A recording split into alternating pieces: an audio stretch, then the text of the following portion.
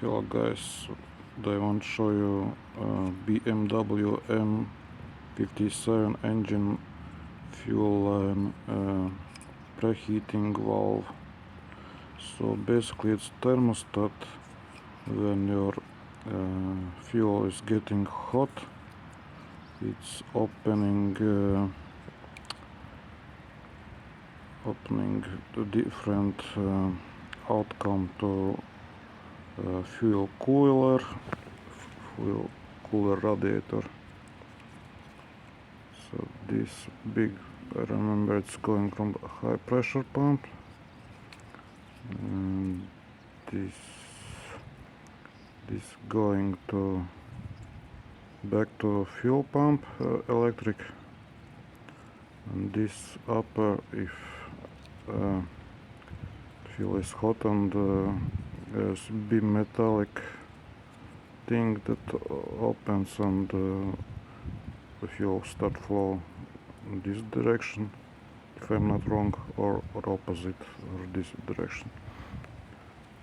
If I'm not wrong, this direction, then it's going to fuel cooler and back to fuel tank.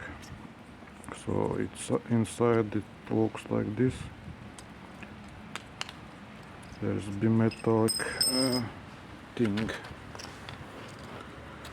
who bends from heat like this,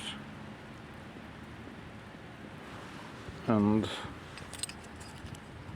closes, or it's like valve close this or opens this place.